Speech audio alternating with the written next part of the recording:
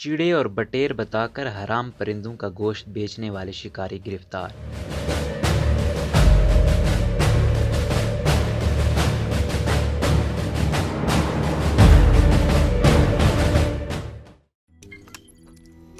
روزنامہ قدرت کی ویڈیو دیکھنے کے لیے ابھی یوٹیوب چینل پر سبسکرائب کریں اور بیل آئیکن پر بھی کلک کریں۔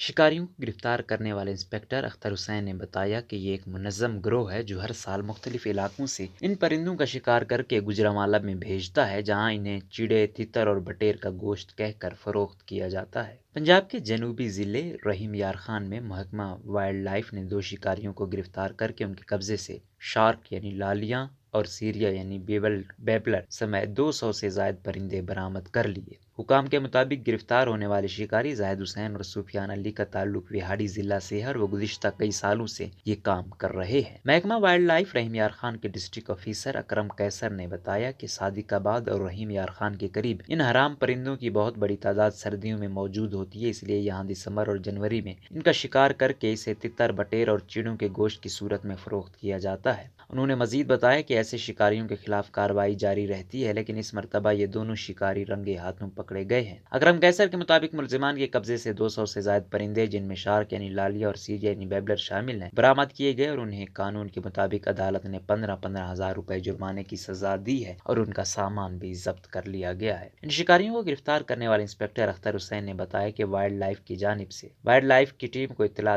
ملی کہ ان کے علاقے میں پرندوں کا شکار کیا جا رہا ہے۔ جب وہ موقع پر پہنچے تو 2 شکاری چھرے والی بندوق سے ان پرندوں کا شکار کرنے میں مصروف تھے اور انہوں نے 200 سے زائد مردہ پرندے جمع کر رکھے تھے، جنہیں قبضے میں لے لیا گیا۔ انہوں نے بتایا کہ یہ ایک منظم گروہ ہے جو ہر سال مختلف علاقوں سے ان پرندوں کا شکار کر کے گوجرانوالہ میں بھیجتا ہے، جہاں انہیں چیڑے، تتر اور بٹیر کا گوشت کہہ کر فروخت کیا جاتا ہے۔ اختر حسین نے مزید بتایا کہ ملزم سفیان علی کو گزشتہ سال بھی جنگلی پرندوں کا شکار کرنے پر پکڑا گیا تھا، لیکن وہ جرمانہ دے کر آزاد ہو گیا، جبکہ اس بار بھی وہ دونوں جرمانہ ادا کر کے رہا ہو گئے ہیں، کیونکہ اس بارے میں کوئی قانون نہ ہونے کی وجہ سے ان کے خلاف سخت کارروائی ممکن نہیں۔ انہوں نے کہا کہ اس معاملے پر فوڈ اتھارٹی اور پولیس کے ساتھ مل کر بڑا آپریشن کرنے کی ضرورت ہے، ورنہ شہریوں کو چیڑے، بٹیر اور تیتروں کے گوشت کا دھوکہ دے کر ان جنگلی پرندوں کا گوشت کھلانے کا سلسلہ بند نہیں ہو سکتا۔ واضح رہے کہ محکمہ وائلڈ لائف کی جانب سے غیر قانونی شکار کے خلاف کارروائی تو ہوتی ہے، مگر اس پر پوری طرح قابو نہیں پایا جا سکتا۔